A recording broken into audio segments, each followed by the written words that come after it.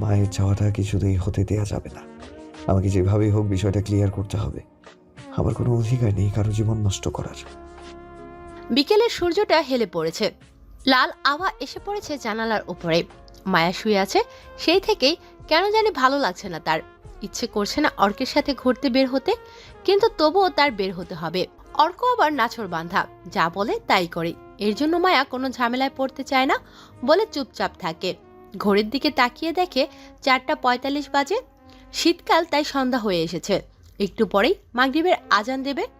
না, এভাবে শুয়ে থাকলে দেরি হয়ে যাবে। অজু করে এসে নামাজ পড়ে রেডি হতে হবে। মায়া অজু করে এসে বসলো। মাগরিবের আজান কানে আসলেই নামাজ আদায় করে রেডি হতে লাগলো। কিছুক্ষণ পর অর্ক এসে রুমে ঢুকলো। ঘরে ঢুকতেই মায়া চেঁচিয়ে উঠলো, এই যে মিস্টার অর্ক চৌধুরী, অসময়ে ঘরে আসলেন কেন? সমস্যা কি আপনার? অসময় মানে? এটা আমার রুম, তাই আমার যখন মন চাইবে আমি আসবো, তাতে আবার কি? এই ঘরে এখন আরো একজন থাকে, তাই হুটহাট আসতে পারবেন না। যদি আসতে হয় তাহলে পারমিশন নিয়ে আসবেন। বললেই হলো। মামার বাড়ির আবদার পেয়েছো? না, মামার বাড়ি না শ্বশুর বাড়ির আবদার পেয়েছি। মায়ের হাসির মাঝে অর্ক হঠাৎ করেই হারিয়ে যায়। ভালো করে তাকিয়ে পুরো বিস্মিত হলো। মায়াকে তো চেনাই যাচ্ছে না। কিভাবে সেজেছে সে? মনে হয় গ্রামের মেয়ে, একদম গায়ের মেয়ের মতো করে সেজেছে। শাড়ি পরেছে, তা দিয়ে পেট বের করে আছে। শ্যাম্পু করা চুল খোপা করে, তাতে রজনীগন্ধা ফুল। কপালে ছোট্ট করে শাড়ির সাথে ম্যাচিং করে টিপ দিয়েছে। ঠোঁটে হালকা করে লিপস্টিক, হাতের দুটো কাচের চুড়ি, সবকিছু মিলিয়ে অদ্ভুত সুন্দর লাগছে মায়াকে। মায়া চমৎকার ভঙ্গিতে হেসে উঠল। কি হলো, এইভাবে কি দেখছেন? বাজে লাগছে নাকি? অর্ক এবার লজ্জারাঙা ঠোঁটে বলল, খুব সুন্দর লাগছে তোমাকে, আমি তো চিনতেই পারিনি। আবারও হেসে উঠে মায়া হাসতে হাসতে বলল, আমাকে আপনার সুন্দর লেগেছে বলেই তো বিয়ে করেছেন, তাই না? না হলে তো আর বিয়ে করতেন না এত বুদ্ধি করে। অর্ক চমকে উঠল। মাথার ভেতরে একটা বিশাল ধুম বেজে উঠল। বাকশক্তি রুদ্ধ হয়ে যায় তার। কিছু একটা বলতে চেয়েও বলতে পারে না অর্ক, শুধু ফ্যালফ্যাল করে মায়ের মুখের দিকে তাকিয়ে থাকে। মায়া এবার কিছুটা বিরক্তের সুরে বলে উঠল, কি হলো, বোবা হয়ে গেলেন নাকি? না সত্যি কথা হজম করতে কষ্ট হচ্ছে? আমি কিন্তু মজা করছিলাম, আপনি মজাও বোঝেন না।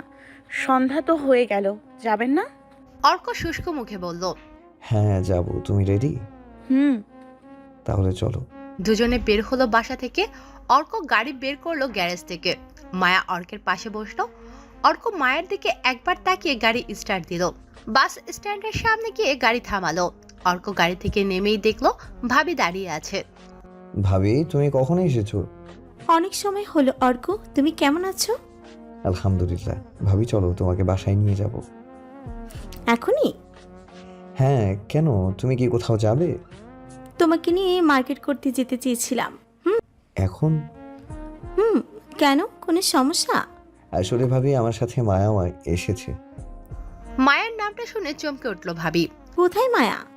গাড়িতে। ও। আসো গাড়ির কাছে যাই। ভাবিকে সাথে করে গাড়ির কাছে গেল অর্ক। দরজা খুলে দিয়ে অর্ক বলল, মায়া, বাইরে এসো, ভাবির সাথে তোমার পরিচয় করিয়ে দিই। গাড়ি থেকে বেরিয়ে আসে মায়া। মায়া নেমেই বলল, আসসালামু আলাইকুম। সালামের উত্তর না দিয়ে বলল, অর্ক, তুমি এই মেয়েকে বিয়ে করেছো? আমি তো পুরোই শকড। তোমার রুচি এতটা নিম্ন শ্রেণীর হলো কবে থেকে? আমি তোমাকে দিয়ে এমনটা আশা করিনি। মায়া মাথাটা নিচু করে থাকে। অর্ক গিয়ে গাড়িতে বসলো। অর্কের পাশে গিয়ে ভাবি বসলো। তারপর মায়া গিয়ে পিছনে বসলো।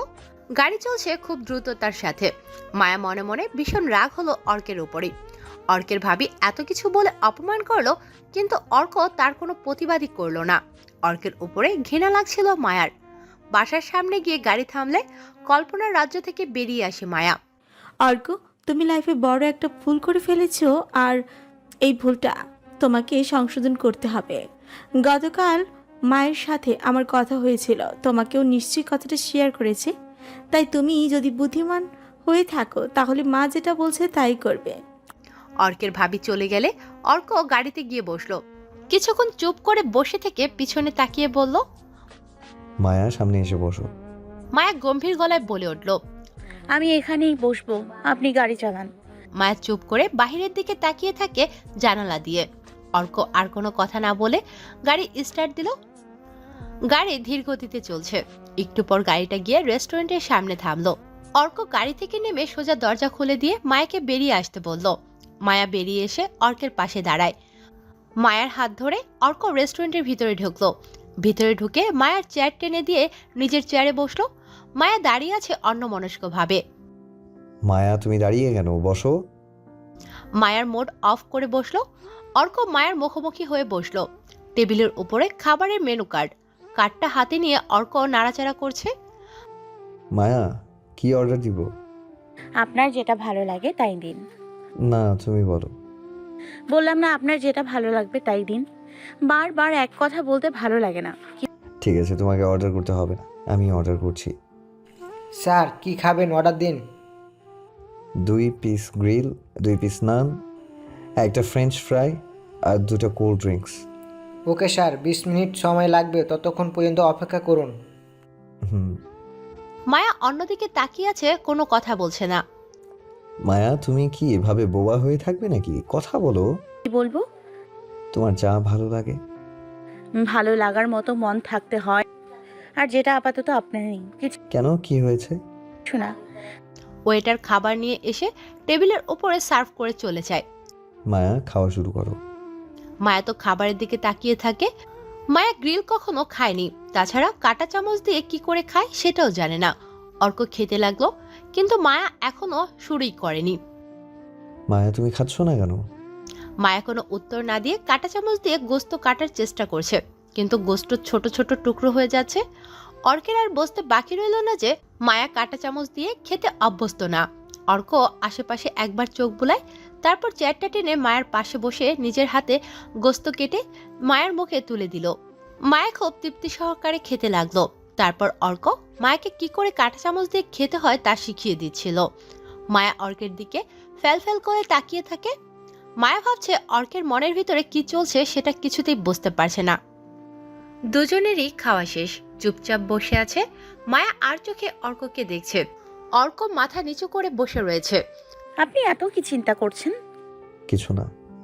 কিছু না বললেই তো আর হবে না। আপনাকে দেখেই মনে হচ্ছে কিছু নিয়ে চিন্তা করছেন।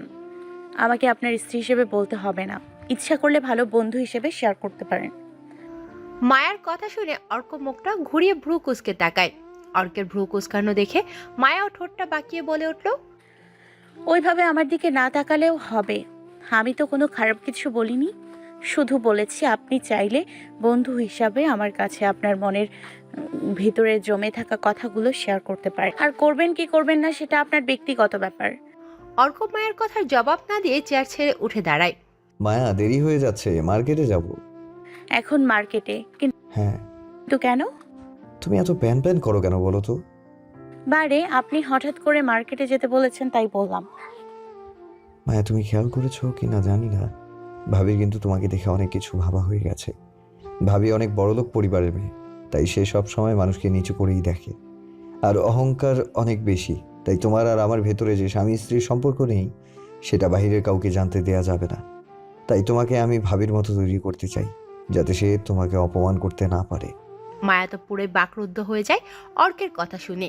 কি বলবে বুঝতে পারছে না, তাই সে চুপ করে থাকে। মায়া, চলো। মায়া বসা ছেড়ে উঠে অর্কের পিছনে হাঁটা শুরু করলো। রেস্টুরেন্টের পাশেই মার্কেট, তাই রেস্টুরেন্ট থেকে বের হয়ে মার্কেটের ভিতরে ঢুকলো। প্রথমে ঢুকলো জুতার দোকানে। অর্ক মায়ার হিল কেনার জন্য বলে, কিন্তু মায়া হিল পরতে অভ্যস্ত না, তাই কিনতে নারাজ ছিল। অর্ক নাছোড়বান্দা, মায়ের জন্য 2টো হিল, একটা স্লিপার কিনলো। তারপর মায়ের কানের কাছে গিয়ে আস্তে করে বলল, তো জানি তুমি হিল পরায় অভ্যস্ত না, কিন্তু তোমাকে কি বলে নিয়ে এসেছিলাম মনে আছে? ভাবির মতো করে নিজেকে তৈরি করতে হবে, পারবে না আমার সম্মান রাখতে? কিছুক্ষণ চুপ করে থাকলো মায়া, তারপর বলল, হ্যাঁ পারবো। ঠোঁটের করে হালকা হাসি দিয়ে মায়ের কপালে চুমু এঁকে দিল অর্ক। মায়া হতবাক হয়ে যায়। কি হলো এটা? এটা ভালোবাসা নাকি আবেগ? জুতার দোকান থেকে বেরিয়ে জামা কাপড়ের দোকানে ঢুকলো। মায়ের জন্য টপস, জিন্স, গেঞ্জি, স্কার্ট, প্লাজো, কয়েকটা 3 পিস কিনলো। সেখান থেকে সোজা গোল্ডের দোকানে ঢুকলো। ডায়মন্ডের নাকফুল, কানেরটা, ব্রেসলাইট আর নেকলেস কিনলো। এই যে শুনুন, আপনি এত কিছু কিনছেন কেন? আমার এসবের কোনো প্রয়োজন নেই। আমার তো কানেরটা আর নাকফুল আছে, তাই আর লাগবে না।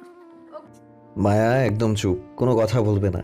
চুপচাপ দাঁড়িয়ে দেখো তোমার পছন্দ হচ্ছে কিনা। না হলে বলো চেঞ্জ করে আরেকটা নিব, কিন্তু ফেরত দিব না, এটা শিওর। আপনি এখন এসব কি শুরু করেছেন?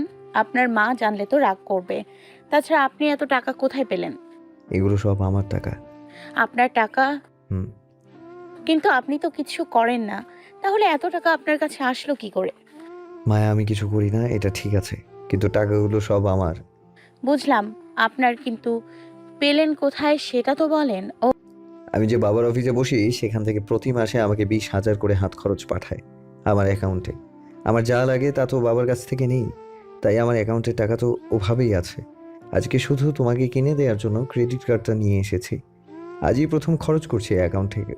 আচ্ছা, আমি ভাবলাম তুমি আবার কি ভাবলে? আসলে আমি ভাবলাম আপনি আপনি আপনার থাক থাক না, শোনা লাগবে না। শোনো, লাগবে না কেন? বলো তুমি কি ভাবছো? শোনাটা কি খুব বেশি জরুরি? হ্যাঁ, অবশ্যই জরুরি। আসলে কি? মায়া, আমার কিন্তু রাগ উঠছে, জলদি বলো, না হলে কিন্তু। না হলে কিন্তু কি? মায়া। মায়া এবার মুখ লুকিয়ে হাসতে লাগলো। Relax mister Arko Chowdhury, relax. আমি ভাবছিলাম আপনি আপনার বাবার পকেট কেটে এনেছেন। তাই নাকি? জি। তার মানে তুমি আমাকে চোর ভাবছিলে এতক্ষণ? না তো, বাবার টাকা তো আপনারই টাকা, তাই চোর ভাববো কেন? অর্ক বুঝতে পারলো মায়া এমনি মজা করে কথাগুলো বলেছে, তাই আর কথা না বাড়িয়ে বলল। এবার বাসায় চলো।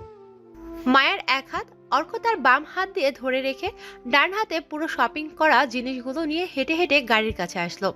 গাড়ির দরজা খুলে জিনিসপত্র সিটের উপরে রেখে তারপর মায়াকে সামনের সিটে বসিয়ে দিয়ে নিজে গিয়ে ড্রাইভিং সিটে বসলো। মায়া, সিট বেল্ট পরে নাও, আমি গাড়ি স্টার্ট দিব। মায়া পলকহীনভাবে অর্কের মুখের দিকে তাকিয়ে আছে। মায়ার মাথায় ভেতরে সবকিছু এলোমেলো লাগছে। অর্কের মন মস্তিষ্ক তার কোনো হিসেব পাচ্ছে না, সে কি চাচ্ছে সেটাও বুঝতে পারছে না। মায়া সিট বেল্টটা কোমরে বাঁধলো। অর্ক গাড়ি চালিয়ে বাসার সামনে এসে দাঁড়ায়।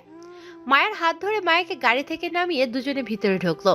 দরজার কলিং বেল বাজাতেই মিষ্টি এসে দরজাটা খুলে দিল। ভাইয়া এত দেরি করে আসলে যে?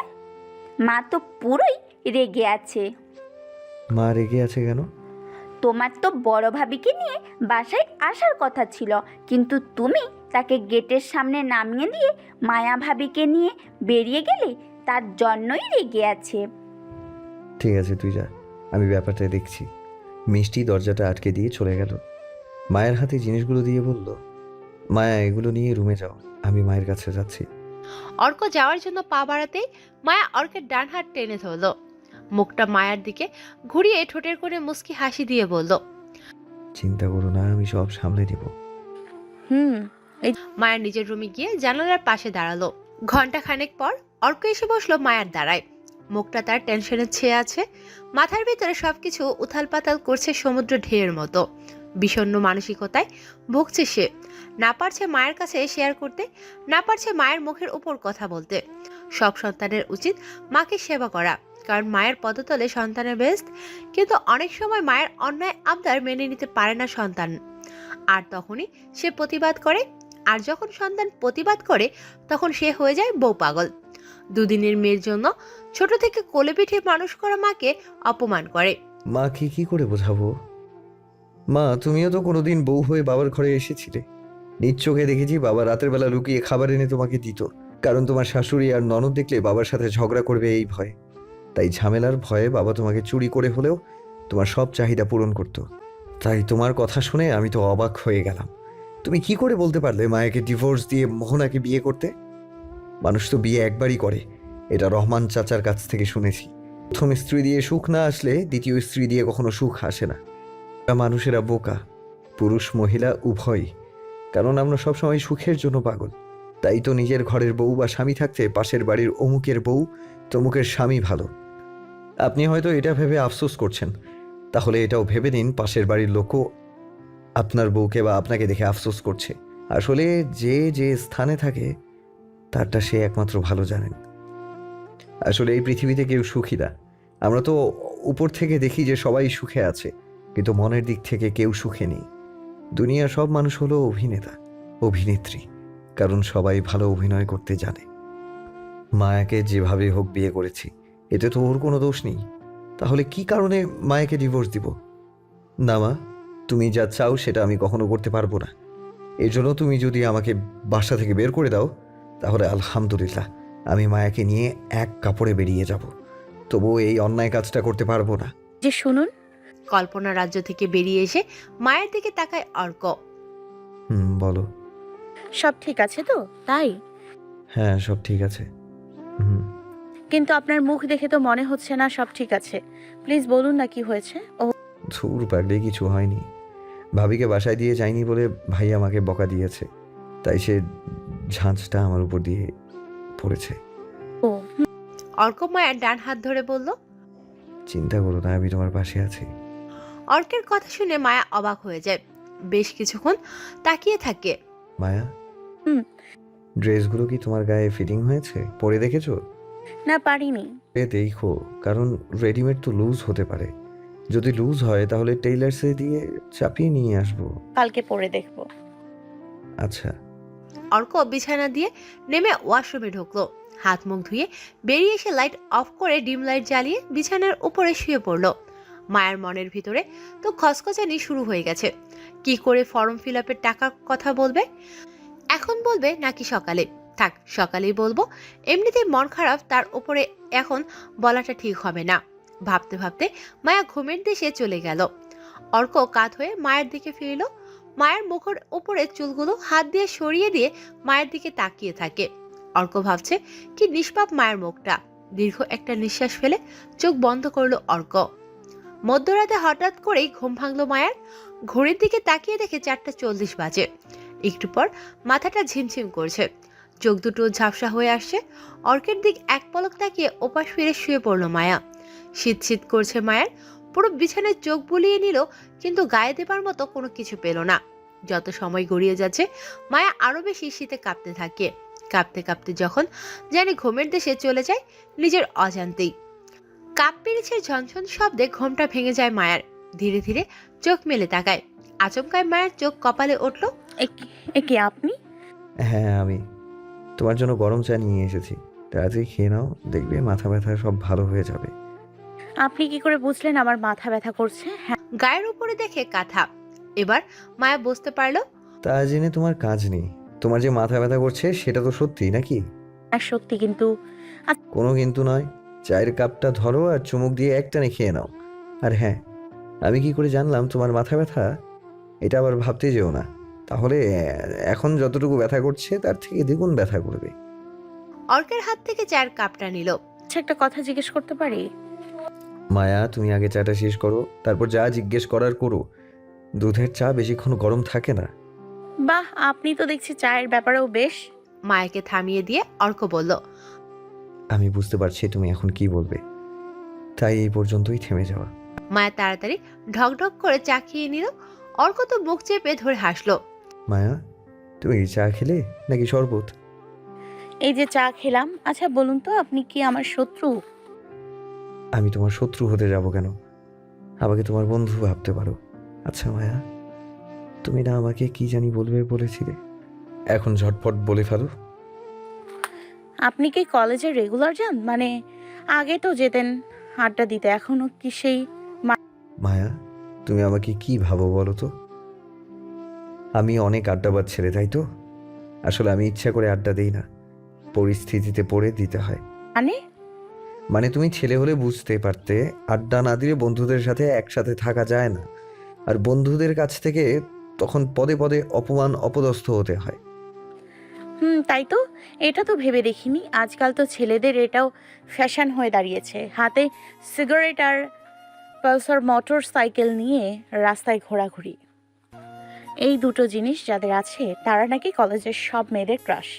কিন্তু আমি বলি কি, যারা এসব নিয়ে ঘোরাঘুরি করে তারা কখনো ভদ্র ঘরের সন্তান হতে পারে না। ভালো করে খোঁজ নিয়ে দেখেন, তাদের ঘরে ভাত নেই, কিন্তু রাস্তায় এমনভাবে চলাফেরা করে যেন বড়লোক বাপের একমাত্র সন্তান। তারা কখনো নিজের পরিবারের কথা ভাবে না। আর আপনি কি বললেন, আড্ডা না দিলে বন্ধুরা দাম দেয় না? তাহলে আমি বলবো যে বন্ধুদের দাম দিয়ে আপনি কি করবেন? আপনি কি হাটের গরু যে ভালো দাম পেতে হবে? শুধু একটা কথা মনে রাখবেন, ভালো ছেলেরা কখনো ফালতু আড্ডা দেয় না। যে আড্ডা দিলে আপনার কোনো উপকারে আসবে না, সে আড্ডা দিয়ে কি হবে? অর্ক রাগান্বিত হয়ে মায়ার দিকে তাকায়। মায়া, বেশি হয়ে যাচ্ছে না? আমার কথাগুলো আপনার কাছে বেশি লাগছে, আর লাগারই তো কথা, কারণ আপনি তো ওই গোয়ালেরই গরু। মায়া, এই টপিকটা বাদ দাও। এখন বলো তুমি কি বলতে চাইছিলে। আমার কিছু টাকা লাগবে। কত টাকা? 5,000 হলেই হবে। মাত্র 5,000? আপনার কাছে মাত্র হতে পারে, আমার কাছে কোটি টাকার সমান। ফর্ম ফিল আপের জন্য লাগবে, তাই চাইলাম। ফর্ম ফিল আপ কবে? আমি তো জানি না। শুরু হয়েছে তো, আপনি করবেন না? করব। আজকে কবে? কি? ঠিক আছে। তুমি আমার সাথে কলেজে চলো, দুজন একসাথে ফর্ম ফিল আপ করবো। একসাথে? অবাক হলে কেন? একসাথে ফর্ম ফিল আপ করবো বলেছি, কিন্তু তুমি এমন ভাব করছো মনে হচ্ছে যে তোমাকে আদর করবো বলেছি। আপনি এসব কি বলছেন? বারে, আমি তো খারাপ কিছু বলিনি, শুধু আমার বউকে আদর করার কথা বলেছি। বউ? হোয়াট? ওয়াইফ? মোর বউ? তুমি বউ চেনো না? না, চিনি না। বউ কোন শব্দ? এটা কোন ভাষা থেকে আগত? বউ হইল খাঁটি বাংলা শব্দ, আর এটা পুরুষদের কাছ থেকে আগত। অর্কের কথাগুলো শুনে মায়া হাসতে লাগলো। আপনি এবার চুপ করেন, না হলে আমার না হলে তোমার হিসু পড়ে যাবে। বলেই হাহা করে হাসলো অর্ক। চুকি? তুমি হিসুও চেনো না? মুত কি?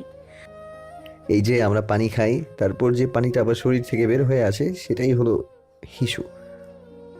মায়া এবার চোখ বড় বড় করে অর্কের দিকে তাকায়। কি হলো, আমার দিকে ওভাবে তাকিয়ে আছো কেন? তুমি মনে হয় হিসুর ব্যাপারটা এখনো পুরো ক্লিয়ার হওনি, তাই না? আচ্ছা, আমি আবারও বলছি, যখন তোমার জন্ডিস হয় তখন তোমার হিসু যদি লাল আকার ধারণ করে, আর তাই দেখেই তো তুমি মনে করো তোমার জন্ডিস হয়েছে, তাই না? দাঁত বের করে অর্ক। আল্লাহ, মাটি ফাঁক করো, আমি জলদি মাটির ভেতরে ঢুকে যাই। সকাল সকাল সে মুত নিয়ে পড়ে আছে। আচ্ছা, আমি এবার মুতের ব্যাপারটা পুরোপুরি ক্লিয়ার হয়েছি। সত্যি না আরো বিস্তারিত বলবো? বলছি না হইছি, কিন্তু একটা বিষয় আমার মাথায় কিছুতেই ঢুকছে না। কি বিষয়? ছেলেদের মুখে কি কোনো ট্যাক্স নাই? হ্যাঁ, যা মুখে আসে তাই বলে ফেলে। এবার সময়টা দেখেন, কলেজে যেতে হবে না? যাব। আচ্ছা, যাব। মায়া, তুমি রেডি হও, আমিও রেডি হয়ে আসছি। অর্ক ড্রয়ার খুলে ড্রেস বের করে রেডি হলো। মায়া, তুমি এবার রেডি হও। আপনি একটু রুম থেকে বের হন, আমি 10 মিনিটের ভেতরে রেডি হচ্ছি। রুম থেকে বের হব মানে? আমি রেডি হব বললাম না, তাই বের হতে বলেছি। আবার সামনেই চেঞ্জ করো, তাহলেই তো হয়। আপনার সামনে চেঞ্জ করব মানে? মানে নাই, আমি কোথাও যাব না, তুমি আমার সামনেই চেঞ্জ করো। মায়ার মেজাজ এবার 360 ডিগ্রিতে গরম হয়ে গেল। তবুও অনেক কষ্টে নিজেকে সামলে নিয়ে কোনো উত্তর না দিয়ে ড্রেস নিয়ে ওয়াশরুমে ঢুকলো। ওয়াশরুম থেকে বেরিয়ে এসে ড্রেসিং টেবিলের সামনে দাঁড়ালো। হালকা করে সেজে মাথায় ওড়না দিয়ে বলল। আমি রেডি হয়েছি, চলেন। অর্ক বেরিয়ে গাড়ি নিয়ে গেটের সামনে দাঁড়ালো। ভাবি, তুমি কোথায় যাচ্ছ? তোমার ভাইয়ের সাথে কলেজ যাচ্ছি, আজকে ফর্ম ফিল আপ করবো।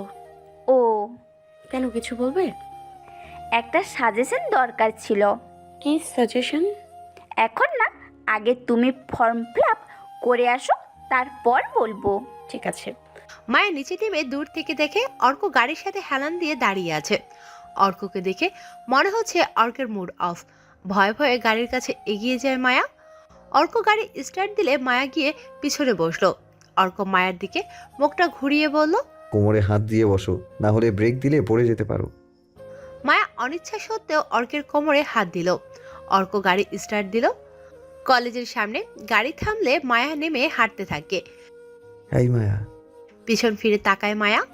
যে কিছু বলবেন? একা কোথায় যাচ্ছ? আমিও যাব। আসেন। অর্কের আজ কেমন জানি লাগছে। মায়ের প্রতি দুর্বলতা কাজ করছে, ইচ্ছে করছে জড়িয়ে ধরতে। বিয়ের এতদিন পর মায়ের প্রতি তার ভালোবাসার বহিঃপ্রকাশ ঘটছে। মায়াকে আজ খুব একান্ত নিজের করে পেতে ইচ্ছে করছে। চিৎকার করে বলতে ইচ্ছে করছে, মায়া, আমি তোমাকে নিজের অজান্তে ভালোবেসে ফেলেছি। মায়ের ডাকে ভাবনার দুনিয়া থেকে বেরিয়ে আসে অর্ক। হ্যাঁ বলো মায়া। স্যার আপনাকে ডাকছে। জি স্যার। অর্ক, তোমার তো পড়াশোনার প্রতি কোনো মন নেই। শুধু শুধু জলে ফেলবা টাকাগুলো। অর্কের খুব মাইন্ডে লাগে স্যারের কথাগুলো। একটু রাগের কণ্ঠে বলল, আপনি ফর্ম ফিল আপ করেন, জলে যাবে না কাজে লাগবে সেটা আমি বুঝবো। অর্কের কথা শুনে মায়া পুরোই অবাক।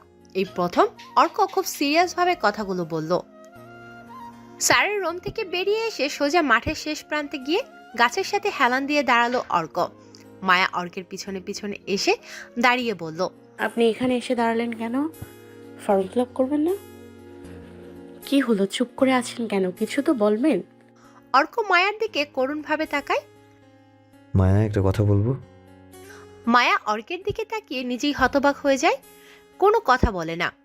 অর্ক কিছুক্ষণ থমকে গিয়ে বলল, মায়া, আমি খুব খারাপ ছাত্র, তাই না? মায়া হাঁ করে অর্কের মুখের দিকে তাকিয়ে থাকে। আসলে খারাপ ছাত্র ভালো ছাত্র এটা কোনো কথা নয়। আমার বিশ্বাস পড়াশোনা ঠিক মতো করলেই ভালো ছাত্র হওয়া যায়। অর্ক মায়ার দিকে এক পলক তাকিয়ে চোখটা নিচু করে রাখে। অর্ককে দেখে মনে হচ্ছে সে নিজেকে অসহায় ভাবছে। মায়া অর্কের কাঁধে হাত রাখতেই মায়াকে জড়িয়ে ধরে কাঁদতে লাগলো অর্ক। মায়া তো পুরোই হতবাক হয়ে যায়, বুঝতে পারছে না কি বলে অর্ককে সান্ত্বনা দেবে। তবুও খুব কষ্টে বলল, শোনেন, যা হওয়ার তা হয়ে গেছে। এত কিছু ভেবে সময় নষ্ট করে লাভ নেই। সামনে পরীক্ষা, তাই মন দিয়ে পড়াশোনা করেন। যে স্যার আপনাকে আজ অপমান করলো, আমি মনে করি ভালো একটা রেজাল্ট করে তাকে দেখিয়ে দিন, তাহলেই আপনি সার্থক। তুমি ঠিকই বলেছো মায়া, আমি ভালো রেজাল্ট করেই স্যারকে দেখিয়ে দেব। কিন্তু কিন্তু কি? পরীক্ষার দিন তো আর বেশি নেই, তাহলে আমি কি করে সব বই কমপ্লিট করব? আপনি কোনো চিন্তা করবেন না, আমি আপনাকে সাহায্য করব যদি আপনি অনুমতি দিন। কি যে বলো না, তুমি সাহায্য করলে তো সেটা আমার লাখ কপাল হবে। তাহলে দেরি না করে ফর্ম ফিল আপ করে বাসায় যাই। চলেন। কলেজ ক্যাম্পাস থেকে দুজনেই বেরিয়ে আসলো। মায়াকে রেখে অর্ক গাড়ি আনতে গেল। মায়া গেটের সামনে দাঁড়িয়ে আছে। অর্ক গাড়ির দিকে আসলে মায়া গিয়ে গাড়িতে বসলো। দুপুর গড়িয়ে বিকেল হয়ে এলো। অর্ক এসে মায়ের কাছে বসলো, মুখটা ঘুরিয়ে অর্কের দিকে তাকায়। কিছু বলবেন? বলার তো ছিল। তাহলে বলুন। তুমি কি ফ্রি আছো? কেন বলুন তো? আগে বলো। হ্যাঁ, আমি তো সব সময়ই ফ্রি। তোমাকে নিয়ে ঘুরতে যেতে চেয়েছিলাম। ঘুরতে? হুম। বাহ, আমার কি সৌভাগ্য, আপনি আমাকে ঘুরতে নিয়ে যেতে চাচ্ছেন। মানে কি মায়া? ও কিছু না। তাহলে তুমি ওভাবে কথা বললে কেন? আচ্ছা, এই টপিকটা বাদ দিন, এখন বলুন কোথায় যাবেন। আমাদের বাসার সামনেই একটা নতুন পার্ক বানিয়েছে, তাই ওখান থেকে একটু ঘুরে আসি। ঠিক আছে, তবে? আবার তবে? কারণ আপনি বলেছেন পরীক্ষায় আপনাকে ভালো একটা রেজাল্ট করতে হবে, তাই শুধু ঘোরাঘুরি করলেই হবে না, বই নিয়েও ঘাটাঘাটি করতে হবে। কারণ ভালো রেজাল্ট করা মানে পড়াশোনায় মনোযোগ দেয়া। অর্ক মায়ের দিকে হাঁ করে তাকিয়ে থাকে। আপনি হাঁ করে তাকিয়ে আছেন কেন? মিথ্যে তো আর বলিনি, যা বলছি সত্যি বলছি। এবার তাড়াতাড়ি চলুন, সন্ধ্যার আগে ফিরতে হবে। চলো। মায়ের হাত ধরে সিঁড়ি বেয়ে নিচে নামতে নিলে অর্ক বড় ভাবি ভুরু কুঁচকে তাকায়। অর্ক, কোথায় যাচ্ছ? বাইরে যাচ্ছি। কি কাজে যাচ্ছ? সামনে আমার ফাইনাল পরীক্ষা, তাই কিছু বই কেনা লাগবে, এর জন্য বাইরে যাচ্ছি। সেটা তো বুঝলাম, তোমার বই কেনা লাগবে। একা গেলেই তো পারো, সাথে করে মায়াকে নেওয়া লাগবে কেন?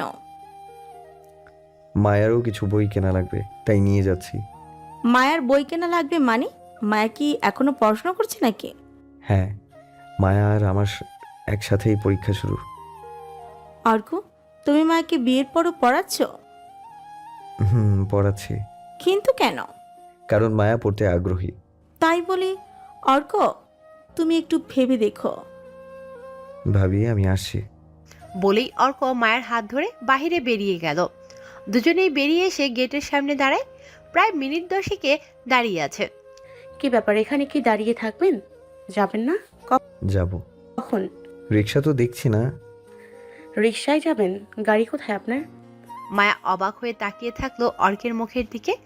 মায়ের তাকানো দেখে অর্ক ভীষণ লজ্জা পেল। মায়া আর চোখে অর্কের দিকে তাকিয়ে মুখ চেপে ধরে হাসতে লাগলো। হাসতে হাসতে ছল করে বলল, কয়েকদিন ধরে তো আপনাকে অনেকটা অন্যরকম লাগছে। মাঝে মাঝে তো আমি নিজেই হতবাক হয়ে যাই। মায়ের কথা শুনে অর্ক চমকে উঠল। মাথার ভিতরে একটা বিশাল ঘণ্টা ধ্বনি ধুম বেজে উঠল। বাকশক্তি রুদ্ধ হয়ে যায় তার। কি যেন একটা বলতে যেও বলতে পারছে না, ফ্যাল ফ্যাল করে তাকিয়ে থাকে। মায়া একই রকম ভঙ্গিতে হেসে বলে, আপনি কি বোবা হয়ে গেলেন নাকি? ভয় পেয়েছেন আমার কথা শুনে? আসলে আমি একটু মজা করেছিলাম, ওই যে আমার রিক্সা চলে এসছে। অর্ক হা করে তাকিয়ে আছে।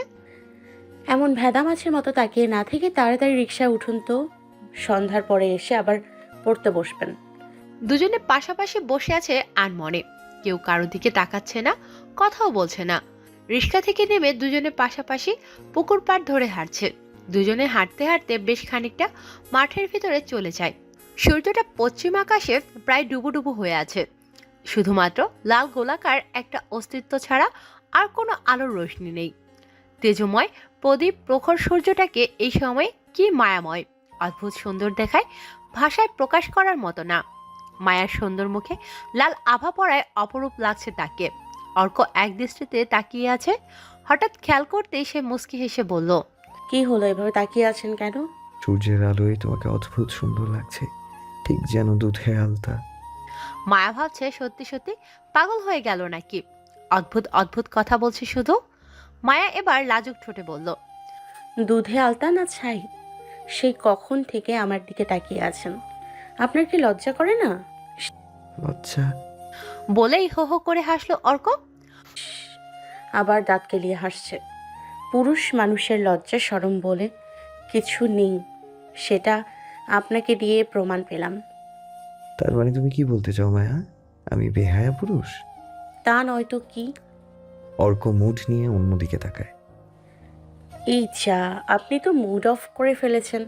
চলুন সামনের দিকে যাওয়া যাক। মায়া, হুম। সুন্দরকে দু চোখ ভরে দেখা অন্যায় কিছু না।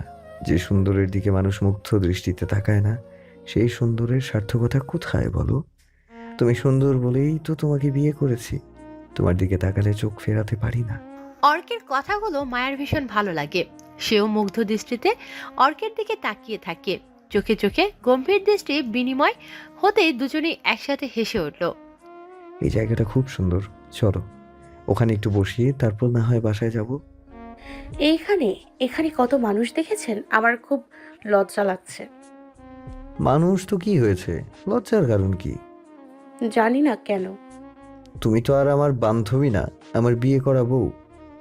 মায়ের বুকের ভিতরে একটা কঠিন ভালো লাগা দোলা দেয়। ঠোঁটের কোণে অদৃশ্য হাসি হেসে বলে, সত্যিই মন থেকে বলছেন যে আমি আপনার বউ? সত্যি। অর্ক মায়ের হাত ধরে পুকুর পাড়ের সিঁড়ি উপরে বসলো। তারপর অর্ক পকেট থেকে বাদাম বের করলো। বাদাম ছুলে মায়ের হাতে দেয়। অর্ক একটা নিজে খায়, অন্যটা মায়ের গালে ঢুকিয়ে দেয়। এভাবে অনেক সময় পেরিয়ে যায়, কিন্তু সময় যতটাই অতিক্রম হয় ভালোবাসার পরিধি যেন তার চেয়েও বহুগুণ বেশি অতিক্রম হয়ে যায়। সন্ধ্যার পরে দুজনে বাসায় ফিরল। বাসায় এসে হাত মুখ ধুয়ে অর্ক পড়তে বসলো। মায়ের শরীরটা খারাপ লাগছে, তাই বিছানায় শুয়ে পড়ল। বিছানার এপাশ ফিরল তো ওপাশ ফিরল, কিন্তু ঘুম আসছে না। চোখের সামনে সারাটা বিকেল সন্ধ্যা বারবার ঘুরপাক খেতে থাকে।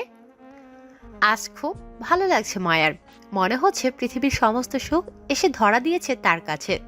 মায়ের মনের ভিতরে সীমাহীন আনন্দের স্রোত যেন কলকল করে তার বুকের মাঝে প্রবাহিত হচ্ছে। অর্ক আর চোখে মায়ের দিকে তাকিয়ে মুচকি হাসছে। পরের দিন সকালে কলেজ থেকে বাসায় ফিরল অর্ক। তারপর মায়ের রুমে গিয়ে মায়াকে বলল, মায়া, তোমার বাবা কল করেছিল। বাবা কল করেছে শুনেই চমকে উঠল মায়া। চোখ দুটো বড় বড় করে তাকিয়ে থাকলো কিছুক্ষণ। মায়া, ওভাবে তাকিয়ে কি ভাবছো? বাবা আপনাকে কল দিয়েছে এতদিন পরে? হ্যাঁ। ও, কিন্তু কোন ব্যাপারে? তা আমি জানি না, তোমার বাবা তুমি নিজেই কল করে জিজ্ঞেস করো। দরকার নেই। যে বাবা মেয়ে বিক্রি করে দেয় সে কখনো বাবা হতে পারে না। আমার কোনো বাবা নেই। মায়ের কথাটা অর্কের বুকে এসে বিঁধল। মায়াকে বিক্রি করার কথা তো সেই বলেছে, তাই এখন নিজেই খারাপ লাগছে শুনতে। কিন্তু মায়া, আঙ্কেল তো খুব করে তোমাকে তার সাথে দেখা করতে বলেছে। প্লিজ তুমি এভাবে অভিমান করে থেকো না। বিকেলে চলো, তোমাকে তোমার বাবার বাসায় নিয়ে যাব। মায়া কিছু বলবে, ঠিক তখনই অর্কের ভাবি এসে দরজার সামনে দাঁড়িয়ে বলল, অর্ক, কখন আসলে? এই তো ভাবি, মাত্রই এলাম। কেন ভাবি, কোনো কিছু লাগবে? হ্যাঁ, তোমার সাথে আমার কিছু কথা আছে। তুমি ড্রেস চেঞ্জ করে ফ্রেশ হয়ে আমার রুমে আসো, আমি তোমার জন্য অপেক্ষা করব। অর্ক আমতা আমতা করে বলল। ঠিক আছে, তুমি যাও, আমি আসছি। আর শোনো, আমার জন্য এক কাপ কফি বানিয়ে রেখো। ঠিক আছে। মায়া অর্কের দিকে তাকিয়ে উল্টো পাশ হয়ে জানালার কাছে গিয়ে দাঁড়ায়। মায়া, আমি কি বললাম তার কোনো উত্তর দাওনি? বিকেলে যাবে তোমার বাবার বাসায়? সেটা পরে দেখা যাবে, আগে আপনি গিয়ে ভাবির হাতের গরম গরম কফি খেয়ে আসেন, আর সাথে চুমু। কি বললে? কিছু না।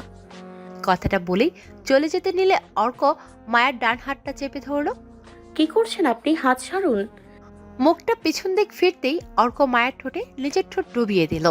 মায়া তো হা করে তাকিয়ে থাকে অর্কের দিকে। কিছুক্ষণ পরে অর্ক মায়ের ঠোঁট ছেড়ে দিল। নাও, চুমু পেয়েছো? আপনি একটা আমি একটা কি?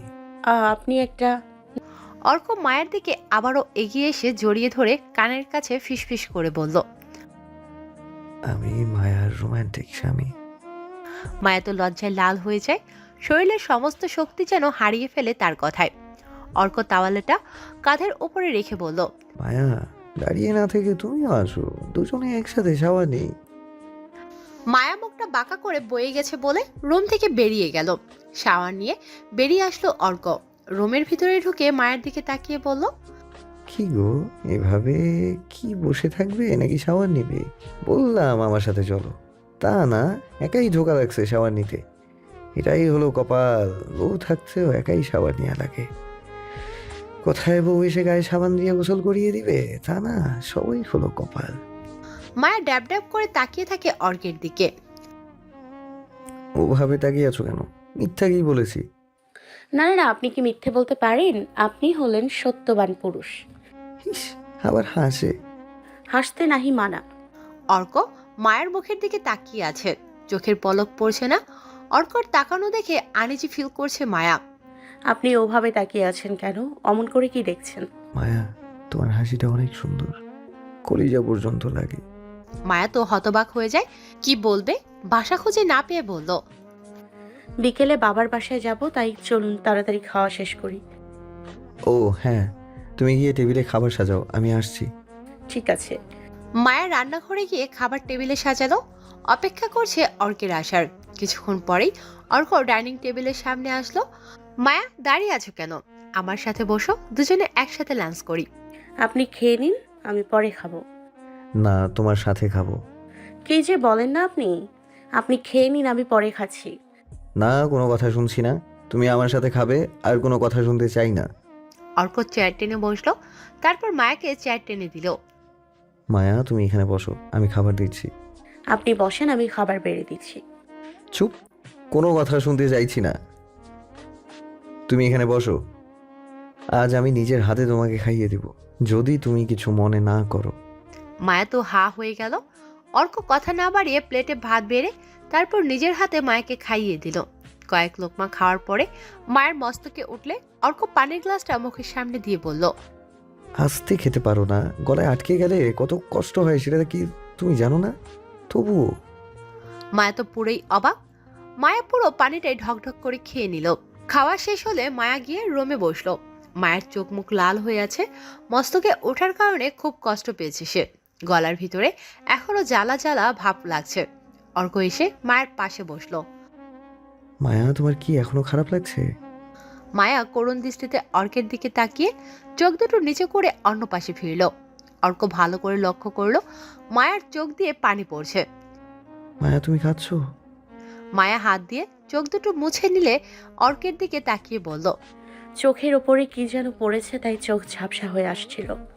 অর্ক মায়াকে আর কোনো কথা বলেনি।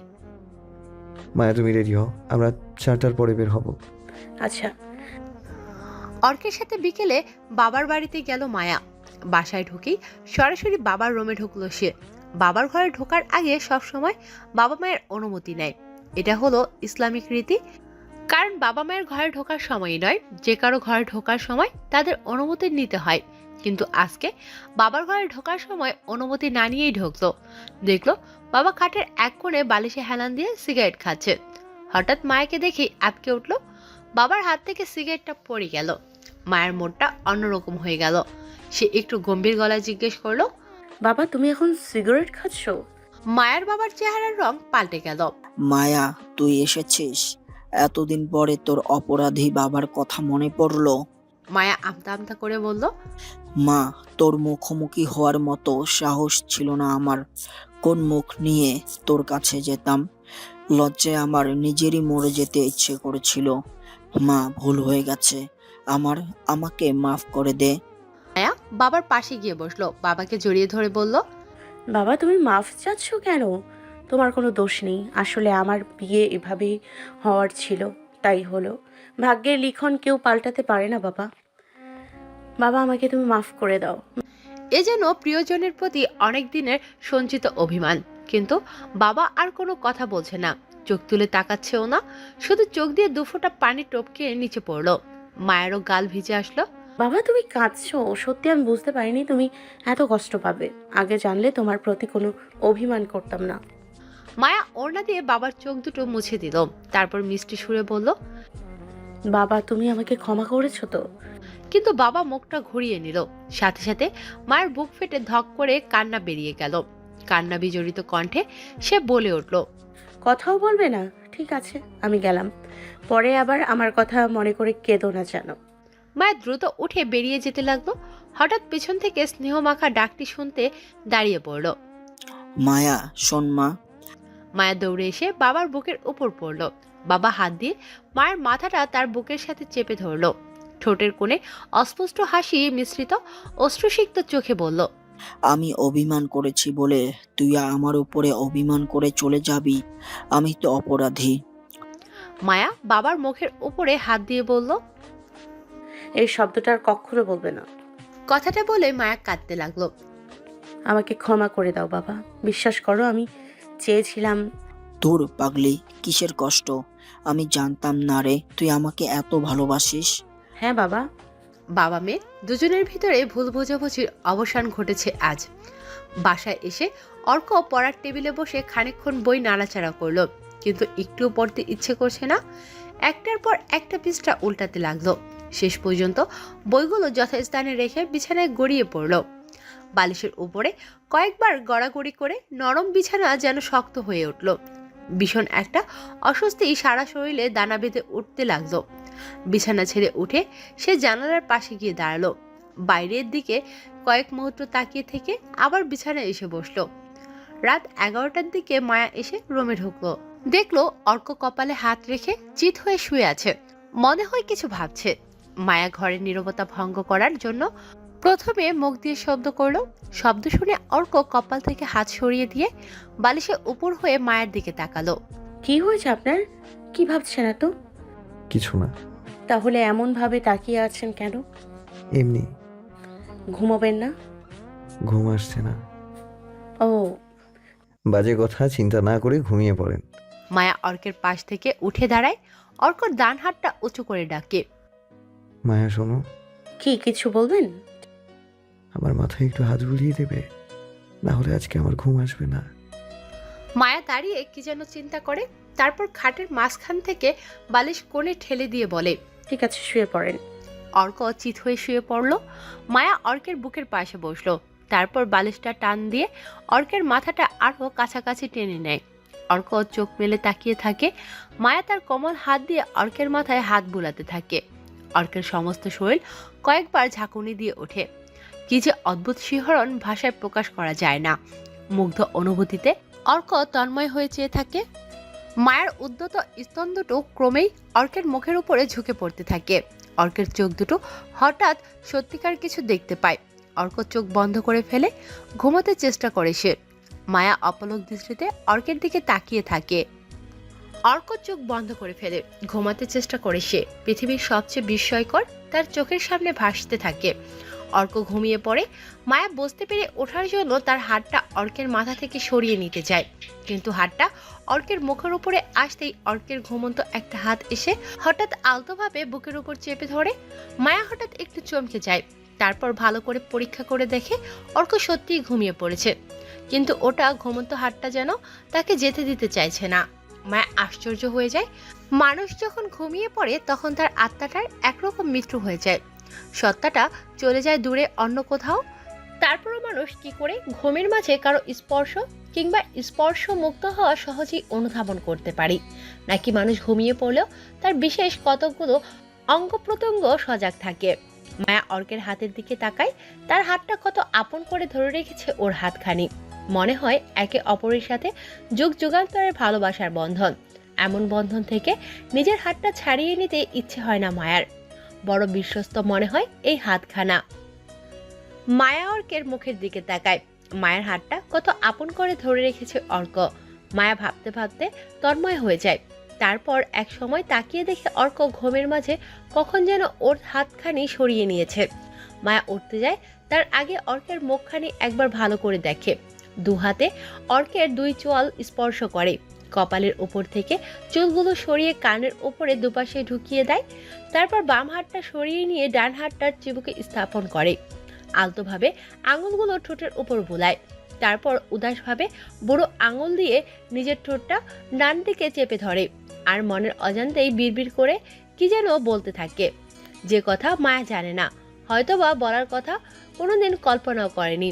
মায়া ও অর্ক দুজনেই সমবয়সী, আর তাই তো মায়ার সঙ্গে অর্কের বনিবনা হয় না। বয়সটা যাই হোক না কেন, অর্ক বেশ জেদি টাইপের, যার কারণে সে যেটা বলে সেটাই করে। আর মায়া শান্ত স্বভাবের হলো, উল্টোপাল্টা দেখলেই মেজাজ বিগড়ে যায়। কিন্তু কয়েকদিন ধরে দুজনের ভিতর বেশ ভালোই আন্ডারস্ট্যান্ডিং হচ্ছে, আর যেটা খুব ভালো দিক। পরের দিন মায়ের চোখ খুলে দেখে রুমের লাইট অফ করা আর রুমের জানালাগুলো বন্ধ করা। ধীর স্থিরভাবেই শোয়া থেকে উঠে বসে, তারপর ওপাশে তাকিয়ে দেখে অর্ক পাশে নেই। হঠাৎ করে রুমের লাইট অন করে দিয়ে ট্রে হাতে মায়ের দিকে এগিয়ে আসে অর্ক। মায়ের চোখ কপালে উঠল, কি ব্যাপার, অর্কের হাতের নাস্তার ট্রে? তাহলে কি সে নাস্তা? না না, কি যে ভাবি, আমার জন্য হবে কেন? হয়তো তার খিদে পেয়েছে তাই রুমে নাস্তা নিয়ে এসেছে। মায়ের চুপচাপ মাথা নিচু করে রাখলো। মায়া, হাত ধুয়ে এসে নাস্তা করে নাও, রাতে তো কিছুই খাওনি। আপনি কি করে জানলেন যে আমি খাইনি? আমি বুঝতে পারছি তুমি খাওনি, আর কি করেই বা খাবে? আমার খেদমত করতে করতেই তো রাত পার করে দিলে। এখন শোনো, যা করেছো সেটা অনেক খারাপ করেছো। এবারের মতো ক্ষমা করে দিলাম, কিন্তু হ্যাঁ, পরের বার এমন করলে পা ধরে ক্ষমা না চাইলে কিন্তু ক্ষমা করব না, বলে দিলাম। মুখটা ভেঙচি কেটে আস্তে করে বলল, ইস, কত আশা ওনার। আমি আপনার পা ধরতে কেন যাব? ঘুমিয়ে ঘুমিয়ে দিনের বেলা স্বপ্ন দেখেন। সবাই না হয় রাতে দেখে, কিন্তু আমি না হয় দিনেই দেখি। তা তো দেখবেনই, কারণ আপনি তো আলাদা গ্রহের মানুষ। হো হো করে হাসলো অর্ক। হেসে যান, কারণ আজকের দিনটা আপনার। কালকে যখন আমার দিন হবে তখন আমিও হাসবো। বুঝলেন? মায়া, একটা কথা বলবো? হ্যাঁ বলেন। তোমার মিথ্যে হাসিটা না সেই রকমের, জানো, শুনলে বুকের ভেতর পিয়ানো বাজে। আচ্ছা শোনেন, আমি ফ্রেশ হয়ে আসছি, কারণ যত সময় যাবে আপনার প্যানপ্যানি শুনতে হবে। অর্ক একটা কথাও বলেনি, শুধু ঠোঁট দুটো চেপে ধরে একটা বোকা হাসি হাসলো। মায়া ওয়াশরুম থেকে বেরিয়ে এসে দেখে অর্ক পড়তে বসেছে। মুখটা মুছে নাস্তার প্লেটটা নিয়ে অর্কের পাশে বসলো। কি ব্যাপার, আপনি এক্ষুনি বসলেন? খাবেন কখন? অর্ক মুড অফ করে বলল, আমি নাস্তা করবো না মায়া, তুমি খেয়ে নাও। খাবেন না কেন? এমনি। এমনি খাবেন না কেন? এমনি আবার কেউ নাস্তা খায় না? আমি খাই না। আমি খাই না বললেই হবে? তাড়াতাড়ি খেয়ে নিন। নাস্তা খেয়ে মাথা ঠিক করে তারপর পড়তে বসেন। অর্ক মায়ের দিকে এক পলক তাকায়, তারপর মাথাটা নাড়িয়ে বলল। ঠিক আছে, খাবো। মায়া অর্কের সামনে নাস্তার প্লেটটা এগিয়ে দিল। এবার বই বন্ধ করে জলদি খেয়ে নিন। দুজনে নাস্তা শেষ করলো। মায়ের টেবিল পরিষ্কার করে রান্নাঘরে গেল। ভাবি, পিছন ফিরে তাকায় মায়া, মুচকি হেসে বলল, কিছু বলবে? কালকে বিকেলে আমার সাথে একটু বের হতে পারবে? কোথায় যাবে? অনেক জরুরি দরকার ছিল, গেলেই বুঝতে পারবে। তোমার সাথে তো যাওয়া উচিত, কিন্তু এখন কিছু বলতে পারছি না। কালকে যদি পড়া না থাকে তাহলে রাতে তোমাকে জানাবো। বোঝোই তো সামনে এক্সাম। আচ্ছা ভাবি, তুমি রাতে আমাকে জানিও। তোমার জানানোর অপেক্ষায় রইলাম, তবে অনেক জরুরি কিন্তু। মায়া থালাবাটি ধুয়ে তাকের উপরে রেখে রুমে গেল। মায়ের রুমে ঢুকে দেখে অর্ক কান্না করছে। অর্কের কান্না দেখে মায়া এগিয়ে গিয়ে অর্কের কাঁধে হাত রাখলো। হাতের স্পর্শ পেয়ে মুখটা পেছন দিকে ঘুরিয়ে দুহাত দিয়ে চোখটা মুছে নিল সে। কি হয়েছে, আপনি কাঁদছেন কেন? প্লিজ, চুপ করে থাকলে সমাধান হবে না। বলুন না কি হয়েছে। মায়া, আমি মনে হয় স্যারকে হারাতে পারবো না। আমার দ্বারা পড়াশোনা হবে না। আমি টেস্ট পরীক্ষায় এক বিষয়ে ফেল করেছি, তাই ফাইনাল পরীক্ষায়ও 100% ফেলই করব। কি যে বলেন না আপনি, ফেল করবেন কেন? পড়াশোনা একটু মনোযোগ দিয়ে করলেই আপনি পারবেন, এটা আমার বিশ্বাস। মায়া খুব করে অর্ককে বোঝালো, বলল, দেখেন, আপনি টেস্ট পরীক্ষায় ফেল করেছেন তো কি হয়েছে, ফাইনাল পরীক্ষায় তো করেননি। তাছাড়া যদি পড়ার পরেও ফেল করেন তাহলে ভাববেন আপনার ভাগ্য আপনার সহায় নেই। আচ্ছা, পরীক্ষায় কি সবাই পাশ করে? অধিকাংশই তো ফেল করে। আর আপনি তো টেস্ট পরীক্ষায় ফেল করেছেন, এমন তো নয় যে বোর্ড পরীক্ষায় করেছেন। তাহলে এত ভেঙে পড়েছেন কেন? স্কটল্যান্ডের রাজা রবার্ট ব্রুসের কথা পড়েননি? পরপর 6 বার যুদ্ধে হেরে গিয়েও হাল ছেড়ে বসে থাকেনি, শেষ পর্যন্ত জয় করে সবাইকে দেখিয়ে দিয়েছে। বিশ্বকবি রবীন্দ্রনাথ ঠাকুর, শেক্সপিয়ার, মহাকবি কালিদাস আর বড় বড় পণ্ডিতরা বলেছেন, জীবনে যে যত বেশি পরীক্ষায় ফেল করেছে সে তত বেশি জ্ঞান অর্জন করেছে। পাশ করলেই কি বর্তমানে চাকরি পাওয়া সম্ভব? তাছাড়া আপনার তো আর পরের অধীনে চাকরি করতে হবে না। আপনার সার্টিফিকেট দরকার শুধুমাত্র নিজের প্রতিভা আছে এটা প্রমাণের জন্য, আর বই সম্বন্ধে ভালো জ্ঞান অর্জনের জন্য। মায়ের কথা শুনে অর্ক দীর্ঘ একটা নিঃশ্বাস ছাড়লো। আরেকটা কথা, যারা ভেঙে পড়ে তারা ভীতু। অর্ক এবার বোকা হাসি হেসে বলল, না মায়া, আমি বুঝতে পেরেছি। এখন আর ফেল করার সময় নেই। এবার আমাকে পাশ করতেই হবে। আর শুধু পাশ না, ভালো একটা রেজাল্টও করতে হবে। মায়ের মনটা আজ অসম্ভব ভালো লাগছে। কেন ভালো লাগছে নিজেও জানে না, যাকে বলে অজানা ভালো লাগা। মায়া বিছানার সাথে হেলান দিয়ে শুয়ে থাকে। হঠাৎ করে ঘুমের দেশে চলে যায়। আচমকায় মায়া ঘুম থেকে লাফিয়ে ওঠে, আশেপাশে অর্ককে খুঁজতে থাকে, কিন্তু কোথাও অর্ক নেই। মায়া বুঝতে পারলো সে এতক্ষণ স্বপ্ন দেখছিল। স্বপ্নটা দেখেই ঘুম ভাঙলো তার। তারপর সারাক্ষণ স্বপ্নটা চোখের সামনে ভাসতে থাকে। যতবার ভাবছে ততবারই ভালো লাগছে। অর্কের মা রান্নাঘর থেকে এসে বললেন, বড়লোকের বেটির কি এই অবেলায়ও ঘুমানোর অভ্যাস? বিয়ে হওয়ার পর থেকে একদিনও রান্নাঘরে দেখা যায়নি। তা বলি কি, নতুন বউ যখন ছিলি তখন না হয় বসে বসে গিলছিস, কিন্তু এখন তো আর নতুন বউ নাই, তাহলে এখনও কি পায়ের উপরে পা তুলে বসে বসে গিলে যাবি? শোন, তোর বাপ মা আমাদের সম্পত্তি দিয়ে দেয়নি যে তাদের মেয়েকে বিছানার উপরে শুয়ে বসিয়ে গিলিয়ে যাব। অর্কের মায়ের কথাগুলো শুনে চোখ বেয়ে পানি পড়ছে মায়ার। জীবনে এই প্রথম এমন অপমানমূলক কথা শুনল মায়া। ঘৃণা লাগছে নিজের উপরে। ঠিকই তো, তাদের কি দায়ে পড়েছে? আমাকে বসিয়ে বসিয়ে খাওয়াবে। আমার কি হাত পা নেই? নিজেকে সামলে নিয়ে বলল, মা, আপনি চলেন, আমি আসতেছি। আজ থেকে আমি আপনার কাজে সাহায্য করব। হয়েছে, যত সব মরণ আমার কাজে সাহায্য করতে তোকে কি ডেকেছে নাকি? আমি তো শ্বাসের রোগী, তাই আমি কিছু করতে পারবো না। যা করার তোকেই করতে হবে। ঠিক আছে মা। অর্কের মা চলে গেলে মায়া দু চোখে ঈষৎ জলে ছলছল করে ওঠে। তারপর কষ্টে বুকটা হাহাকার করে ওঠে। মায়া ভাবছে, এর জন্য তো সবাই বলে নিজের মা আর পরের মা আকাশ পাতাল ব্যবধান। পর কখনো আপন হয় না, আর এক গাছের ছাল আরেক গাছে লাগে না। তেমনি শাশুড়ি কখনো মা হতে পারে না বলে হু হু করে কেঁদে উঠল মায়া। কিছুক্ষণ পরে মিষ্টি এসে মায়ের পাশে বসলো। মায়াকে জড়িয়ে ধরে বলল, ভাবি, কেঁদো না, শ্বশুর বাড়িতে কখনো কাঁদবে না। তুমি এটা মনে করবে শ্বশুর বাড়ি মানে জমের বাড়ি। এখানে শাশুড়ি হলো জল্লাদ, তাই তারা যা বলুক না কেন কোনো কথা গায়ে লাগাবে না। ভাবি, আমার বিশ্বাস তুমি ভীষণ সাহসী, তাই তোমার কাছে আমার একটাই অনুরোধ, সবাই যত অত্যাচারই করুক না কেন মুখ বুজে সহ্য করে যাবে। কখনো কারোর প্রতিবাদ করো না, কারণ তারা গুরুজন। তুমি শুধু ধৈর্য ধরো, দেখবে আল্লাহ তোমায় সহায় হবে। আর তুমি কারোর চিন্তা করবে না, সব ঠিক হয়ে যাবে। তোমার লক্ষ্য থাকবে শুধুমাত্র অর্ক ভাইয়াকে নিজের আয়ত্তে রাখা, কারণ যাকে নিয়ে তুমি সারা জীবন থাকবে সে ঠিক থাকলেই সব সম্ভব। গাছের গোড়া ঠিক তো সংসার জীবনে সুখী হবে। সবাই কষ্ট দিলেও স্বামীর ভালোবাসা পেলে সেই কষ্ট আর কষ্ট মনে হবে না। মায়া মিষ্টিকে জড়িয়ে ধরে কাঁদতে লাগলো। ভাবি, তোমাকে না বলছি কাঁদবে না। মিষ্টি, এটা খুশির খবর। মিষ্টি, এটা খুশির কান্না। কিছু কিছু অশ্রু থাকে যা খুশিতে চোখ দিয়ে ঝরে পড়ে। এই তো আমার লক্ষ্মী ভাবি, ভালোবাসি ভাবি। মিষ্টি, তুমি অনেক ভালো। দোয়া করি সারা জীবন যেন সুখে থাকতে পারো। মায়ের কথাটা শুনেই মিষ্টির মুখ কালো অন্ধকারে ছেয়ে গেছে, চোখের কোণে পানি টলমল করে। ভাবি, আমি এখন যাচ্ছি, পরে আবার আসবো।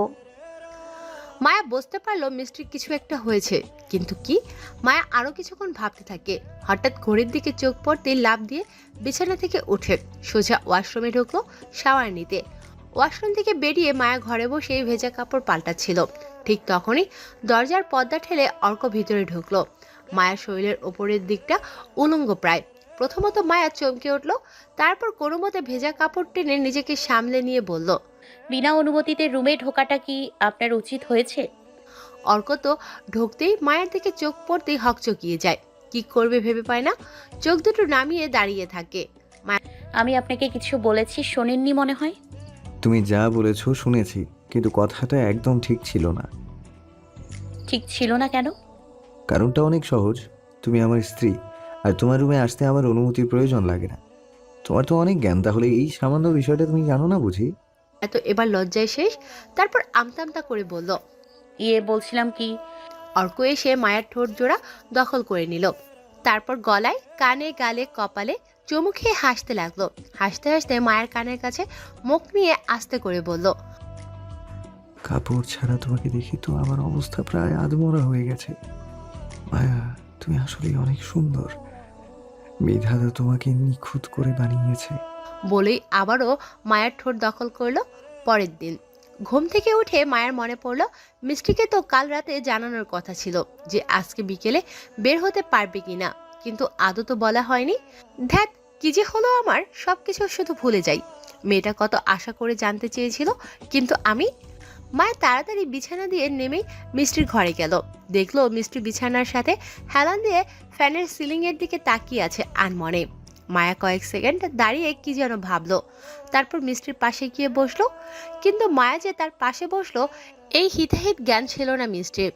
বেশ কিছুক্ষণ সময় বসে থেকে মিষ্টির কাঁধে হাত দিয়ে বলল, এই যে আমার মিষ্টি ননদিনী, কই হারিয়ে গেছো? আমি যে সেই কখন থেকে তোমার রুমে এসেছি, তুমি কি এখনো টের পাওনি? নাকি মনটা কারোর কাছে বন্ধক রেখে এসছো? বলেই মুখ চেপে ধরে হাসছে মায়া। কল্পনার রাজ্য থেকে বেরিয়ে এসে অপলক চোখে তাকায় মায়ার দিকে। মিষ্টির চোখ দুটো পানিতে ছলছল করছে, মুখটা মলিন হয়ে আছে, মনে হচ্ছে এখনই কান্না করে দেবে। মিষ্টির এমন অবস্থা দেখে মায়াও কিছুটা চমকে উঠল। এমন হাসি খুশি মেয়েটার চোখ ভর্তি জল ছলছল করছে, সমস্ত মুখে চিন্তার ছাপ স্পষ্ট ফুটে উঠেছে। মিষ্টি মুখের দিকে তাকালে প্রচন্ড মায়া হয়, কিন্তু আজ সেই মুখটার দিকে তাকানো যাচ্ছে না। মায়া মিষ্টির কাঁধে হাত রাখতেই মিষ্টি মায়াকে জড়িয়ে ধরে কাঁদতে লাগলো। মায়াও মিষ্টিকে শক্ত করে জড়িয়ে ধরে তারপর মাথার চুলে ভিতরে হাত বুলায়। মিষ্টি, কি হয়েছে? কান্না করছো কেন? মিষ্টি আরো উচ্চস্বরে কাঁদতে থাকে, বুক চিরে কান্না বেরিয়ে আসে। মায়া মিষ্টির কাঁধে হাত দিয়ে সান্ত্বনা দেওয়ার চেষ্টা করলো। মিষ্টি, কি হয়েছে তোমার? এভাবে কাঁদছো কেন? কিছু তো বলো। মিষ্টি নিজেকে সামলিয়ে কথা বলার চেষ্টা করছে, কিন্তু বরাবরই ব্যর্থ হচ্ছে। বলতে চেয়েও কিছুই বলতে পারছে না, শুধু চোখ দিয়ে গড়িয়ে পানি পড়ছে। ভাবি, আমাকে বলো তোমার কি হয়েছে। ভাবি, বাসায় বলা যাবে না, তুমি বিকেলে বের হলেই বলবো। কয়টায় বের হবে? 4টায়। ঠিক আছে, তুমি রেডি হয়ে আমাকে ডাক দিও। মায়া বের হয়ে দরজার পাশে কিছুক্ষণ স্তব্ধ হয়ে দাঁড়িয়ে থাকে। মাথার ভিতরে মিষ্টির ব্যাপারটা ঘুরপাক খেতে থাকে। প্রায় ঘন্টাখানেক পর রুমে এসে দেখে অর্ক খাটে হেলান দিয়ে বসে আছে, মুখ চোখ ধুয়ে এসেছে, স্পষ্ট বোঝা যাচ্ছে। মায়া অর্কের পাশে গিয়ে বসলো। ফ্রেশ হয়েছো? হ্যাঁ। তাহলে কি নাস্তা এখানে নিয়ে আসবো? না, একটু পর। আজকে না সকালে পড়তে যাওয়ার কথা ছিল, যাবে না? যাব। কখন? কাপড় চোপড় পাল্টিয়ে রেডি হয়ে বেরিয়ে যান, না হলে দেরি হয়ে যাবে। অর্ক খাটের সাথে হেলান দিয়ে বসে থাকতো, এক চুলো নড়ল না। মায়া অর্কের দিকে ভালো করে তাকায়, তারপর বাম হাতটা অর্কের কপালের ওপর ধরে একবার পরখ করে দেখে বলল, আপনাকে আজ এমন দেখাচ্ছে কেন? শরীর খারাপ নাকি মন খারাপ? কই না তো, এমনি। মায়ার কথায় কিঞ্চিত ভার দিয়ে বলল, এমনি আপনাকে কখনো তো এমন দেখায় না, নিশ্চয়ই কিছু একটা হয়েছে। কি হয়েছে বলুন তো? বললাম না কিছু হয়নি, তুমি অযথাই চিন্তা করছো। মায়া আবারও অনুরোধ করলো, প্লিজ বলেন, সত্যি করে বলেন, আপনার কি মন খারাপ? অর্ক ইতিবাচক মাথা নেড়ে অস্পষ্ট গলায় বলল, হুম। কেন? শুনলে তুমি রাগ করবে না তো? না, নির্ভয় বলেন। সন্ধ্যার পরে আমার বন্ধুরা মিলে একটা পার্টির অ্যারেঞ্জমেন্ট করেছে। তুমি তো আমাকে মানা করেছো এসব আড্ডা টাড্ডা না দিতে, তাহলে তো ওদের সাথে পার্টিতে অ্যাটেন্ড করতে পারবো না। কিন্তু আমি না গেলে ওদের সাথে সম্পর্ক নষ্ট হবে, আর গেলে তোমাকে দেয়া কথা রাখতে পারবো না। এখন তুমি বলো এই মুহূর্তে আমার কি করা উচিত? মায়া চমকে উঠে অর্কের কথা শুনে আবার মুখ চেপে ধরে হাসে, মনে মনে ভাবে, যাক, অর্ক চৌধুরী যে নিজেকে এতটা পরিবর্তন করতে পেরেছে এটাই অনেক কিছু। তারপর আস্তে করে বলল, আমার কথাটা না হয় বাদ দিন, যদি আপনার ইচ্ছে করে তাহলে পার্টিতে যোগদান করেন, কিন্তু এটা বুঝতে পারছি না, এই সামান্য একটা কারণ নিয়ে আপনার মন খারাপ করার কোনো কথা না। আসলে আমারও তো যাওয়ার ইচ্ছা আছে, কারণ অনেকদিন পর শ্রেয়ার ভাই বাংলাদেশে আসছে। কতদিন হলো ওকে দেখি না, মূলত ওকে দেখার জন্যই বেশি মন খারাপ লাগছে। শ্রেয়ার ভাই আসতেছে, তাতে আপনার কি? আর শ্রেয়াকে তাছাড়া শ্রেয়া না এসে ওর ভাই আসছে কেন? তুমি চিনবে না, শ্রেয়া আমার খুব কাছের মানুষ ছিল। মায়া কয়েক সেকেন্ড হাস্যোজ্জ্বলহীন মুখে জিজ্ঞাসা করলো, তাহলে আপনি কি ওকে ভালোবাসতেন? আপনার গার্লফ্রেন্ড ছিল নাকি? অর্ক কিছু বলল না, চুপচাপ মাথা নিচু করে থাকে। কোনো কিছুর স্বীকারোক্তিমূলক সম্মতি প্রকাশ করতে মানুষের মুখাকৃতি যেমন দেখায়, অর্কের মুখাকৃতিও এখন ঠিক তেমন দেখায়। মায়ার গলার টোন হঠাৎই গম্ভীর হয়ে যায়। কি হলো, চুপ করে আছেন কেন? আপনি কি ওকে ভালোবাসেন? অর্ক হালকা নিচু গলায় বলে, হ্যাঁ, ভীষণ ভালোবাসতাম। কতটা ভালোবাসতাম